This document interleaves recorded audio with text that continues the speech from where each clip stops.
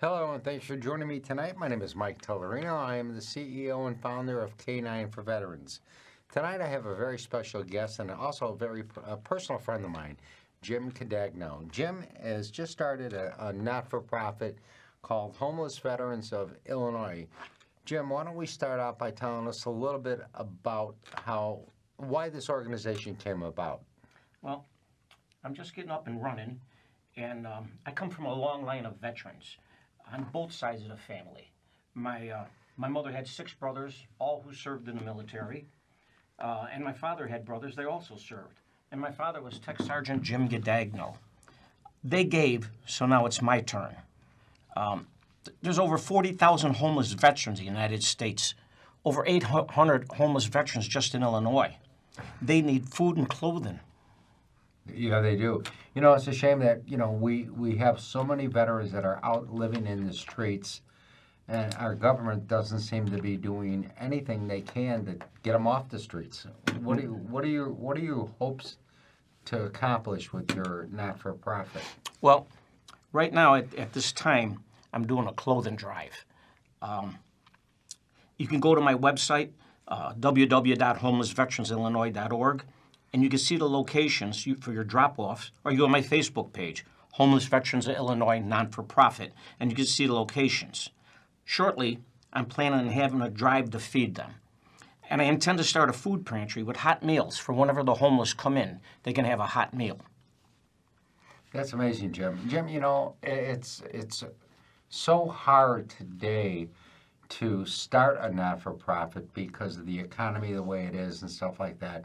So, and I, if there's one thing that just gripes me is that we do so much for others that we're not doing enough for our veterans. How do we allow that to happen? I guess I just don't get it. It amazes me that, the veterans, they sacrificed everything, left everything behind to go serve our country, and when they come home, there's nothing. Really nothing for them. What they've sacrificed for our country and our freedom, we don't do enough for them. And the bad part is they think they don't deserve anything, but they're grateful for anything, food, clothes, whatever. Let's acknowledge their sacrifice, their family they left behind, wife, parents, children, jobs. Once they come home, they're lost. In the military, you always have somebody by your side. You have your battle buddy. He helps you out, tells you what to do. But when you come home, you lose your unity. You lose your stability. After the years of stress and issues, they can't handle that. Right. They need somebody. I want to change their lives. I want to get them back reunited with their families. I want to get them, hopefully, jobs.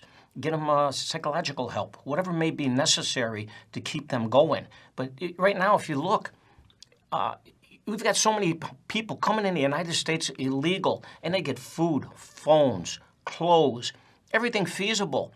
Our veterans are living under Lower Wacker Drive, or they're living underneath the highway. Right.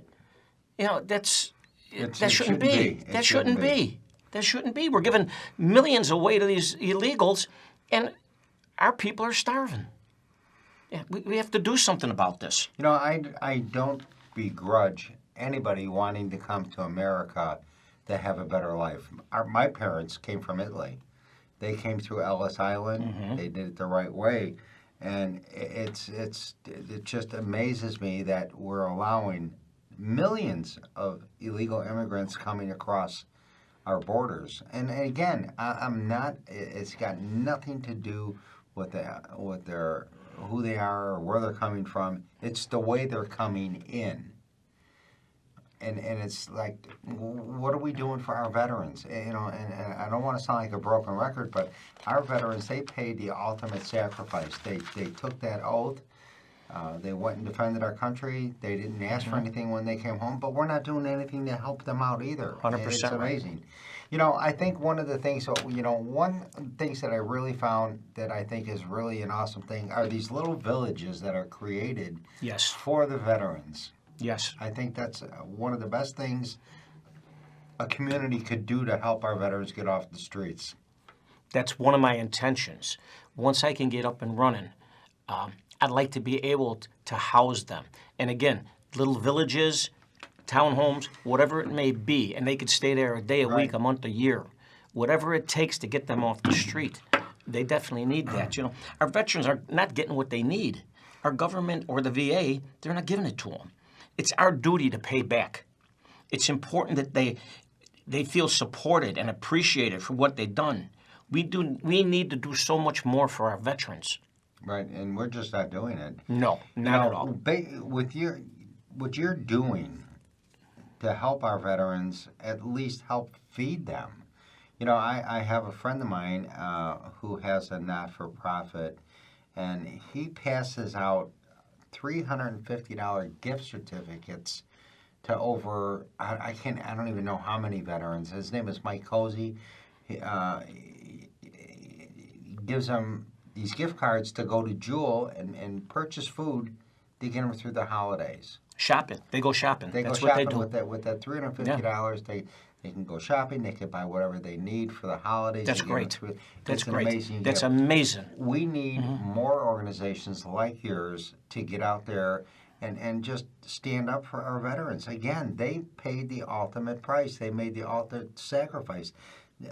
I can't say enough about what we're not doing for our veterans. And if, like I said, if there's one thing that bothers me is when I'm driving down the street and I see somebody in a corner and they're holding up a sign that says, I'm a veteran, I'm homeless, can you donate? I mean, how do we do that? How do we allow that?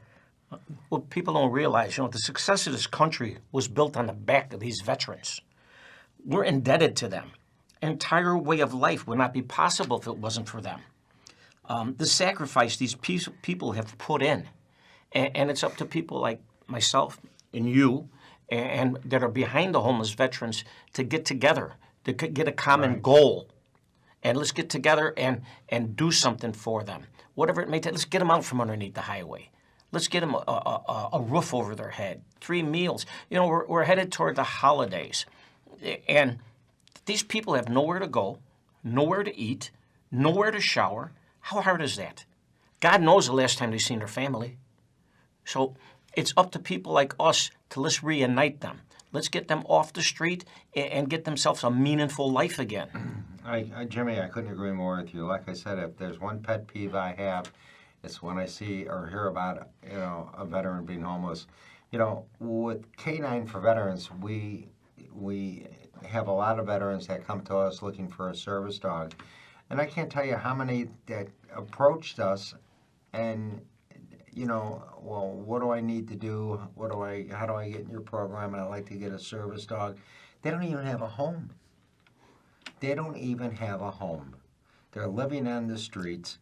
We try to hook them up with Habitat for Humanity to give them a place to stay, get them off the streets, get them some counseling that they need. I think one of the biggest problems what this nation is facing right now are homeless. I was watching something on the news the other day, and it was about California's homelessness. That this new mayor is making that a priority for the homelessness. Well, that's fine, but let's take care of our veterans first. That's right. That's right. Okay. These people gave. Right. They gave the utmost. They put it all on the line. Put it all on the line. They gave it all. Give up your parents, your wife, your children, your job, your home, right? Everything, and come back. They want nothing, and unfortunately, when they came home, they got nothing. And something has to be done to help these people, and that's where I'm trying to step in. It's time. There's a lot of organizations out there.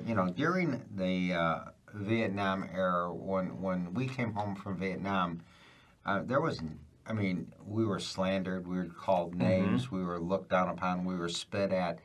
And I think, fortunately for today, we've learned our lesson from the way we treated our Vietnam veterans when they came home.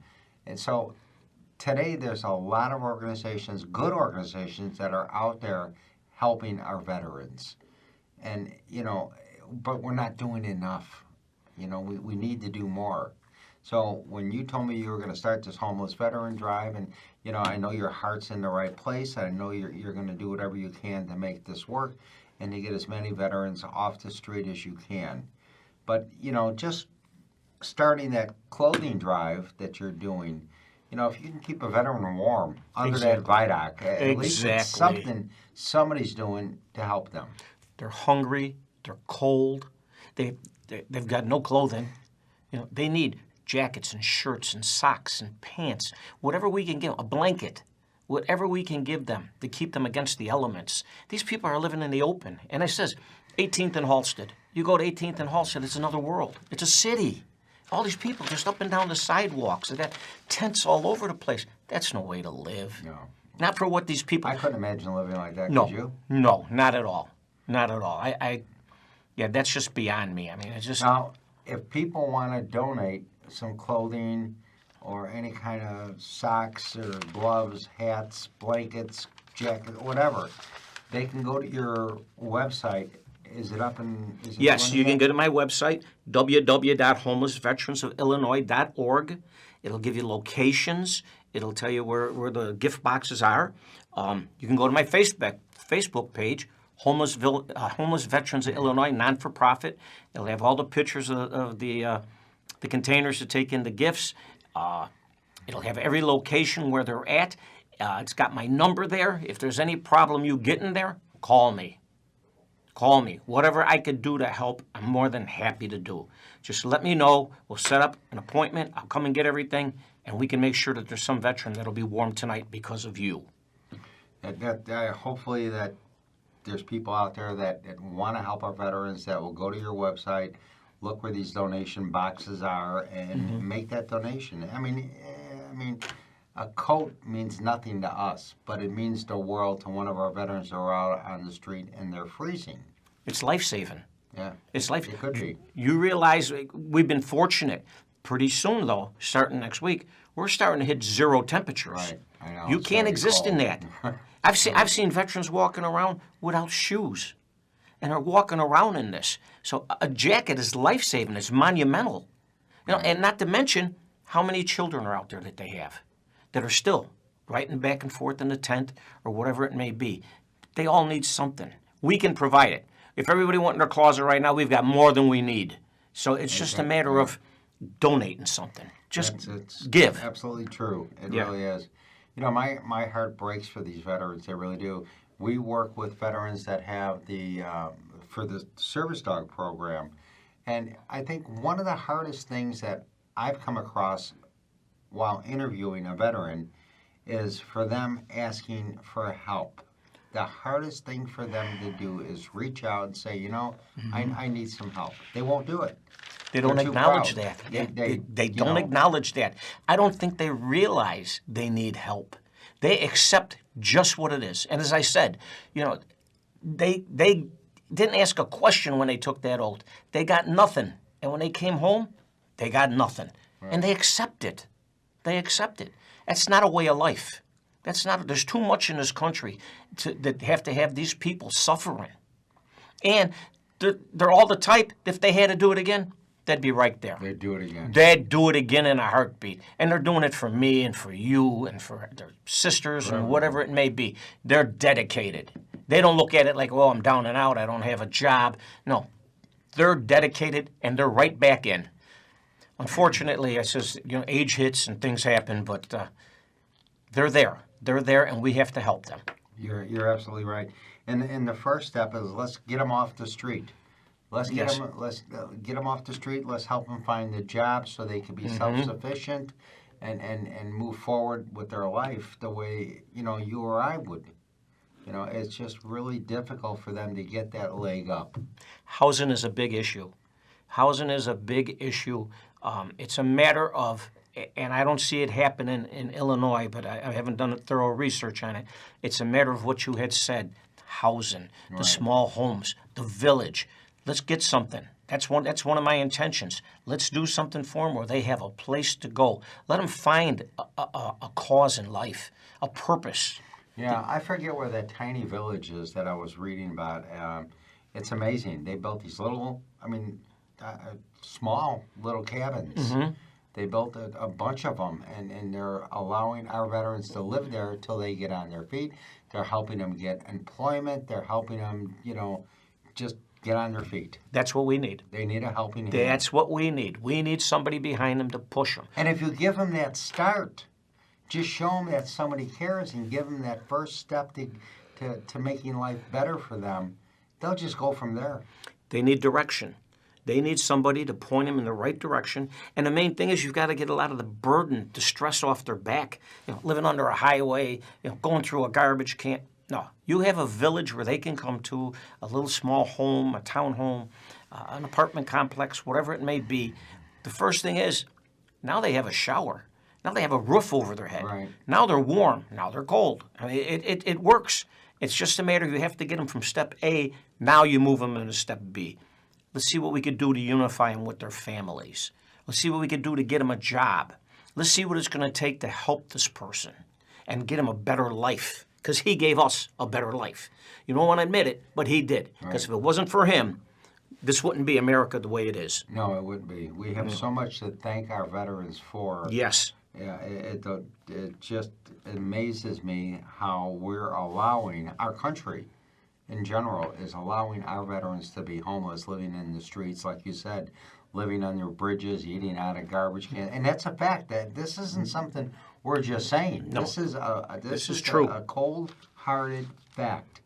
And like I said, if there's one thing that just aggravates me more than anything, is when I hear about a homeless veterans. There should be no number one. There should be anybody homeless in the United States. That's true. What we do for other countries, we should do for our own country.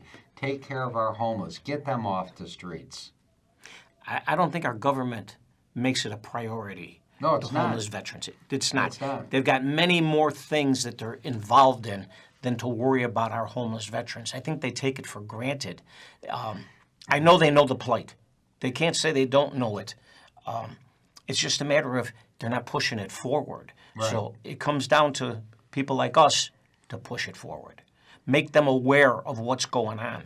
Let them know these people need help, and we need their help to help us. Right. That's what we need. Terry Prince, who's the director of Veteran Affairs, I'm no big fan of the VA by any stretch of the imagination. But, when I met Terry is probably one of the most sincere persons I've met associated with the VA. He, as a veteran himself, he wants to make changes, and he will. He'll make these changes. It may take him some time, but like I said, Terry's heart is in the right spot. He knows what our veterans needs, and he's going to push forward till he can get some of this stuff done. It's even like psychological help.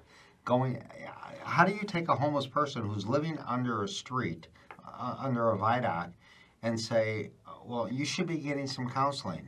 You should be getting some help. How do they get to the VA for that help? How do they get to their VA? What about medicines? How are they getting their medicines? You talk about food, okay, nobody wants to be hungry. But when you got a veteran who needs his meds, how is he getting to the VA, even though the VA is there for him and will give him that medicine free?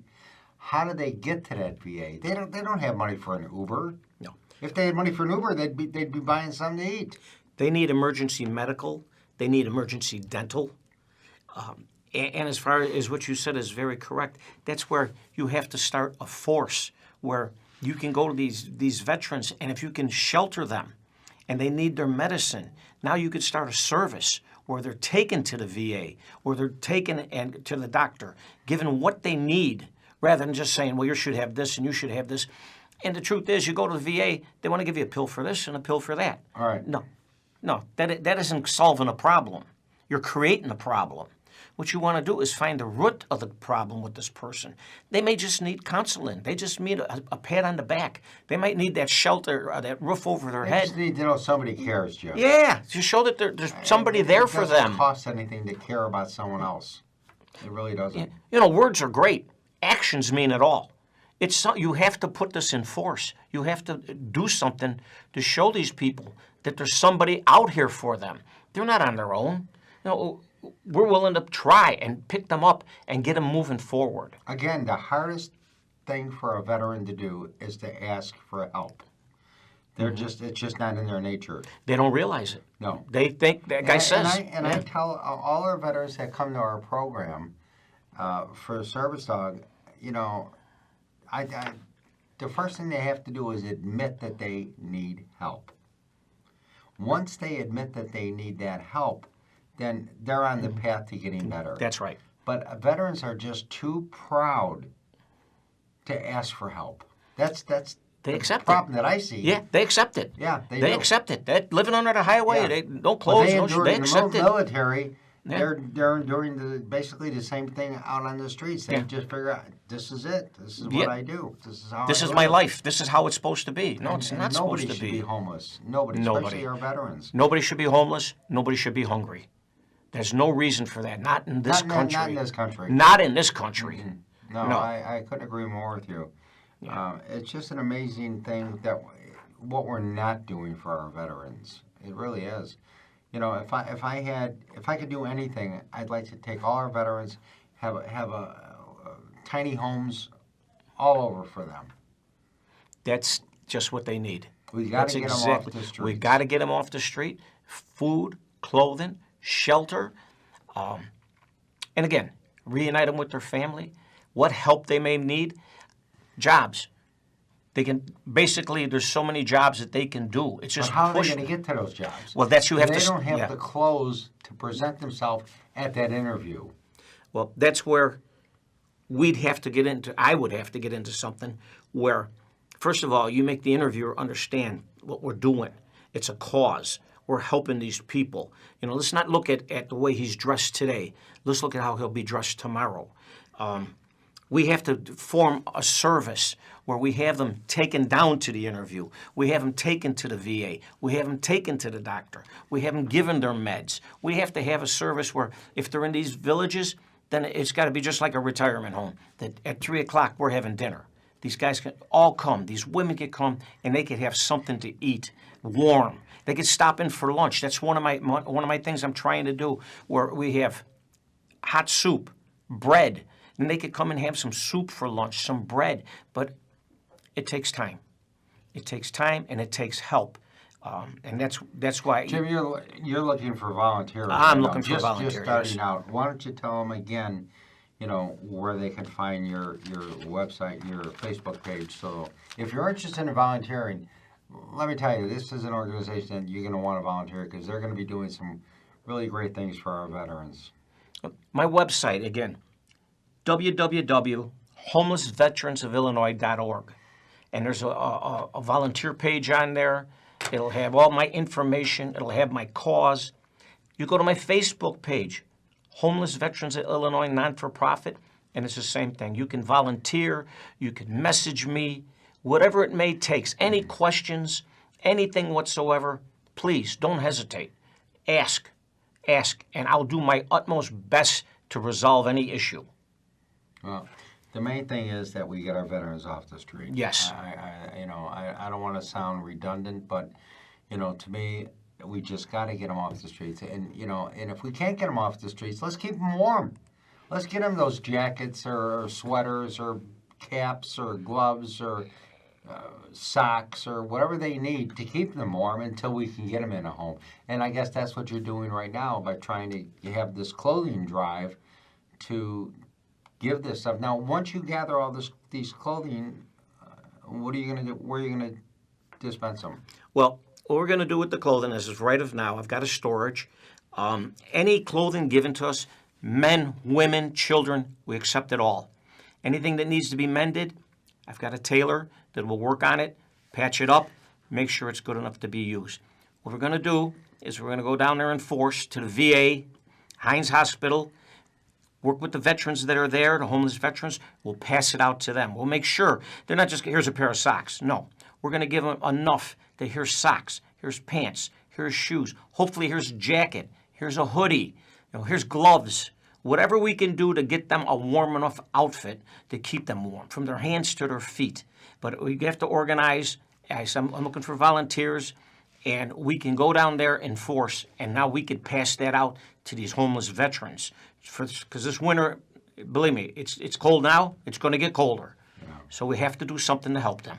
Yeah, Jim, I can't thank you enough for putting our veterans first with your not-for-profit. I wish there was more organizations out there like you're doing to help our veterans. I mean, like I said, there's a lot of good organizations out there right now that are doing a lot for our veterans, but we could be doing so much more. We really can. You know, I say, if you can't help 100 veterans, help one. That's all it takes. Just one. Help one veteran, and you've accomplished something. I think, if people would write their congressmen or their senators or state representatives and ask them, what are you doing to help our homeless veterans? What's your game plan? Why isn't anything being done to help our veterans? That's very good. That's true. You know what I mean? Yes. Put some pressure on these politicians that are elected to help, have them start with helping our veterans. Exactly. You need the political force to get behind you, Right. for many reasons. They're the law. They're the lawmakers. They can profusely push these people to be helped. There's grants. There's a lot of things available to help these people. Such as I would like to start a food pantry eventually where they come in and get food and whatever. Well, there's all sorts of programs for that. Now you're starting to wipe out the hunger. Once they could come in and start getting food, all of a sudden we don't have that hunger issue no more. If I can get the right way I want to do this, I'll have clothes on the shelf. They could come in, and it's all donated clothes. They could come in and I need socks. I need shoes. I need this. And it's there. And you're wiping out some of the problem. But you got to have your lawmaker behind you. He's got to push it. He's got to want to help these people. So I think for all those out there that are listening to this TV show, take the time, email, text, phone your state representative and ask them, what are you doing to help our veterans? Until we put pressure on our politicians to move forward to help our veterans, it's never going to happen. Write a letter to your congressman. Write a letter. You've got time on your hands. You're sitting there. You're playing on the internet. Write a letter. Tell them these people need help. Where do you stand? Right. What are you going to do to get behind it? Well, Jim, I can't thank you enough for what you're doing. I think you're doing an amazing thing to help our veterans. We need more people out there like yourself, like your organization, that are putting our veterans first, because America just isn't taking care of our veterans. They're really not. When we have to have somebody give gift cards to veterans and their family so they can get through the holiday and have food on the table, my God. Yeah, that's... Jim, I just got the 1 minute warning. Well, let me at least thank Mike Tellerino from K9 for Veterans for having me on the show. It's my I appreciate pleasure. it. Thank you. One more time, website? My website again is www.homelessveteransofillinois.org, and my Facebook site would be Homeless Veterans of Illinois Non-for-Profit. Have all my information. Please volunteer. Jimmy, I want to thank you for being my guest. Thank you, tonight. Michael. Thank you.